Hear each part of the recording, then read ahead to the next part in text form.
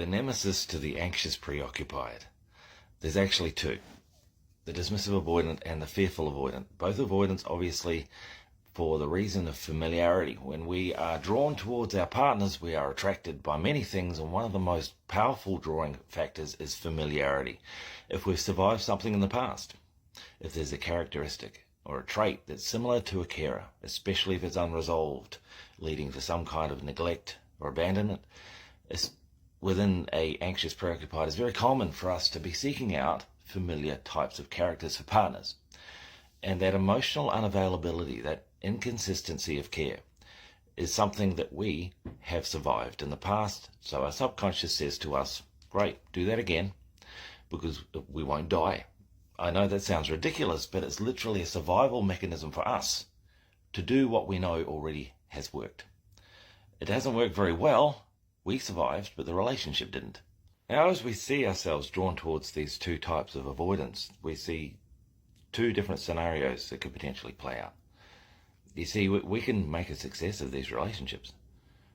Absolutely we can, but not in an unhealed state, because we are approaching those relationships to try to appease an internal need.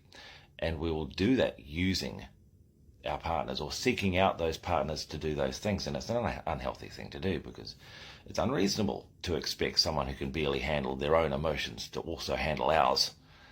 So the two scenarios we tend to see is, one, they'll connect with either one of these and they'll never quite get their needs met, and they'll chase and constantly be seeking after that validation from that familiar characteristic, from that trait, from them, and feel like they're absolutely the only person who we could ever love, and they will meet our need if they finally decide to show up for the relationship. And this drags on forever. And in the end, of course, that never happens, because it's unsustainable. So this is when we see online so much animosity towards avoidance. Is us anxiouses, we have gotten to a state of absolute exhaustion, and we're so angry at our narcissistic avoidant partners for not showing up, for literally carrying out a pattern that we observed even before we connected to them romantically. Somehow we're blaming them for the fact that we chose them. Look everywhere. It's very frustrating looking on and recognizing that these people ought to be looking inward to solve the problem, rather than being angry at the person who was unable to meet that need for them. Doesn't make any sense, right? The other scenario is what we call anxious discard. We don't hear about it very much. It's when their partner actually does show up. Now, if an avoidant does show up, usually it's a fearful avoidant, they have a pattern of anxious preoccupation. So they do actually seek that validation a little more consistently than a dismissive who will disappear. So at any rate, if an avoidant shows up for an anxious and starts to actually engage, the anxious doesn't know what to do with that, because they've never had it before. Yes, they've been yearning for it and they've sought after it as much as they can, and then suddenly it happens.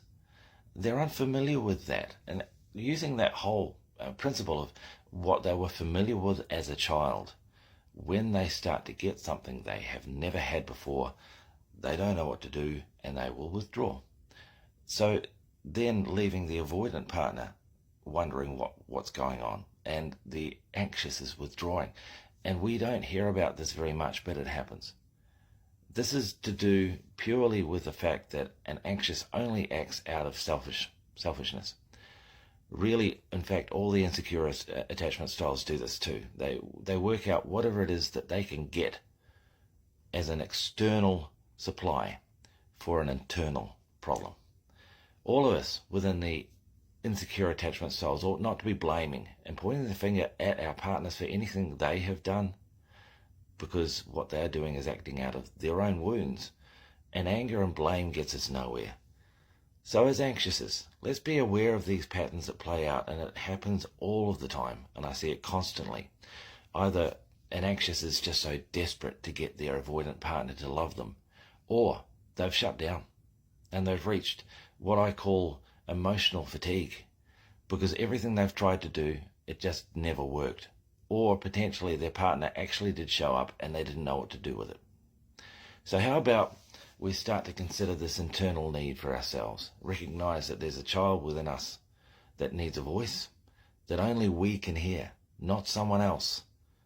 In the end, these relationships will fail unless we start to consider our own healing as the priority.